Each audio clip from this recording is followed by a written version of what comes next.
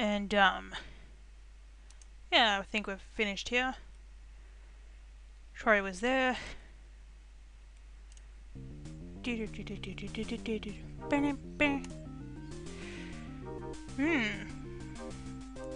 Troy doesn't seem too worried about the math quiz on Monday.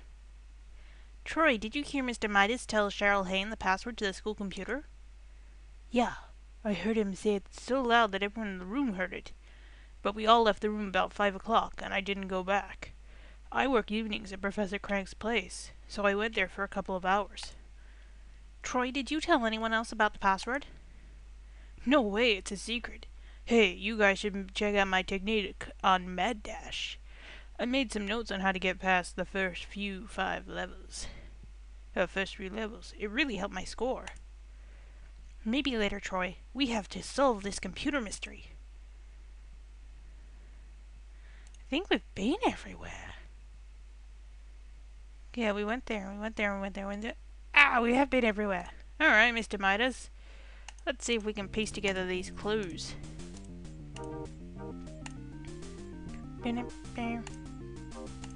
Alright. Hang on. Let's check when he said that the actual Mr. Midas thinks someone came back and looked at it. Somebody looked at the quiz computer at 5:21. Alright, let's see. Dave Grant. You were at Pizza at... No, it's not you. Mark got there at 5:15. Wasn't you. Cheryl Hayne.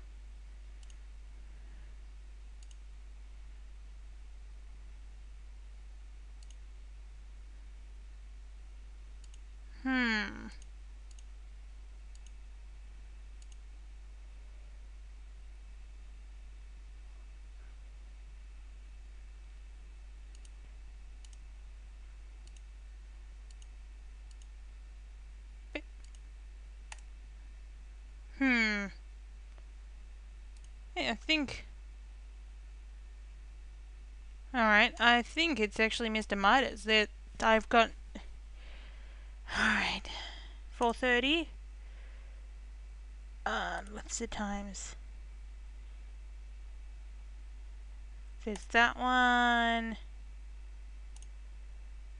And that one. And that one. Those are the clues we needed to break this mystery code. Who do you think looked at the quiz file at 5:21 last night? Mr. Midas. You figured it out. Thank you, Jennifer. Correct. Absent-minded Mr. Midas is guilty at looking at his own math quiz, and you can prove it. Let's check the evidence. Thank you again, Jennifer. Only people who knew the password could possibly view the quiz on the computer. Cheryl Hayne, Troy Nugent, and Dave Grant all learned the password about 4:30, and they all left the school about 5 o'clock. Cheryl Hayne says she went to Sweet Treats for an hour. And Mandy Lipper verified her story, so we knew Cheryl was innocent. Troy Nugent said he went to work at Professor Crank's lab after school. And Professor Crank's time clock proved he was telling the truth, so Troy was in the clear. Dave confessed something to us, that he told Mark Moriarty the password as they were eating pizza. So we have a fourth suspect. But Mr. French remembered that they had both been stuffing themselves at Pizza at 5:21. So they were both innocent too. Surprise, surprise. That leaves only one person who knew the computer's password without an alibi at 5:21. Mr. Midas. Oh, you know, computer hacker.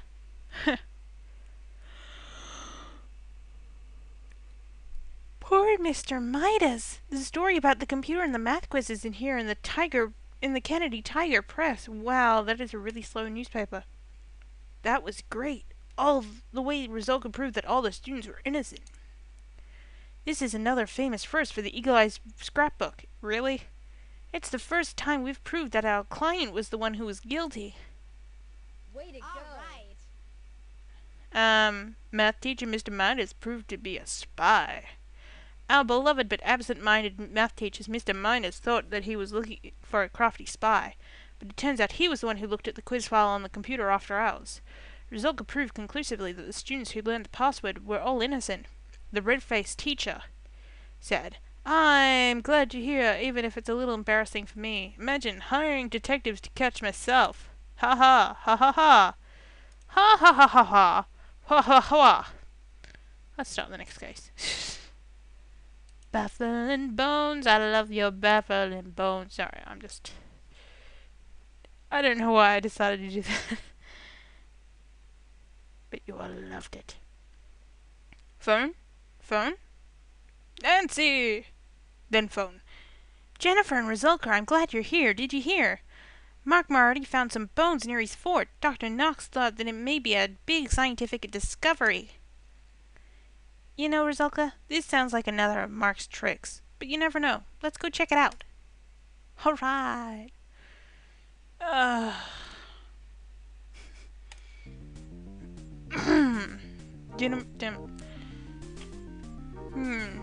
what do you think? Do you think Mark did it or someone else?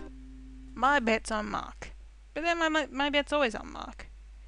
Stereotyping. All the kids think that Mark is cool now that he's found an ancient skeleton. Let's see what he has to say about these baffling bones. Oh. Wow. You can see the bones half buried in the ground a few feet from the fort. They look yellow and old. There are no footprints nearby. Oh, they're yellow and old for once. Come to see my bones I found? The police and Dr. Knox roped off the area. It's really a major discovery. This makes my fort the most awesome clubhouse in town. I guess I might still let you guys join my club, though. If you haven't go on a date with me. I saw the bones this morning as I was pulling weeds around for my fort. I realized that I have to keep the area clear so no spies can creep up on me in the tall grass. That skeleton was there all along, and I never knew it. It's the bones of my mother. I called the police, and they brought in Dr. Knox, the dentist. He's an amateur archaeology in his spare time. He says the bones are probably really old. I bet they'll name the site the Moriarty Discovery. No. They won't. Let's go see the Arnolds.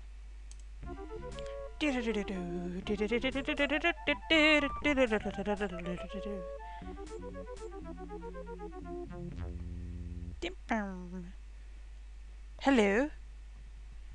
Mr. Arnold's house is right next to the lot where the bones were found. In fact, from here it actually looks like some of these plants are actually growing in the vacant lot next door. Maybe he saw something. Hey! Hey kids, stay away from the bean plants. The county fair is in 2 weeks, and I expect those beans to win first place. Sorry, Mr. Arnold. We'll watch out for your beans. We're investigating the bones that were found in the vacant lot. Do you know anything about them? Bones, eh? I wonder what all that hubbub was about. No, I haven't seen anything but that Mark Moriarty was skulking about. I better stop complaining about all the fuss. Mrs. Arnold loves to read about the discovery of old things. She'll be thrilled to hear about these bones. Let's have a look at your shed. The Arnold's tool shed is very neat and orderly, and contains just about every gardening tool you can imagine. There is no lock on the door. The garden is neat and trim, and all the plants look healthy. Mr. Arnold's prize-winning bean plants are in the far part of the garden. It seems that in order to get more room to grow his vegetables, Mr. Arnold has expanded his garden onto part of the vacant lot where the bones were found. Intriguing. Let's go to the library. I said that really loudly. But let's do it anyway. To the library, tally-ho! Maybe we can find out more about those bones here in the library. Mrs. Garcia? Hello, Jennifer. Hello, Resulka. Mrs. Arnold and I just got back from a conference, and my son Bobby told me about Mark found. If it's true, it could bring many archaeologists to Ridgeview. They may be digging here for years. And they may have to tear down Mark's fort to do the research. Too bad. It always has been an eyesore, I suppose. That would be too bad for Mark. But he built his fort on someone else's property. Sometimes that can lead to bad things. The book says that archaeology is a branch of science that studies ancient peoples and civilizations. Archaeologists try to find buried cities, towns, and villages to study the people who lived there. Many archaeology books have many color pictures of archaeologists carefully digging bones. Being buried in the ground for a time stains the bones. Some of the bones are gray, yellow, brown, or even black. Black bones.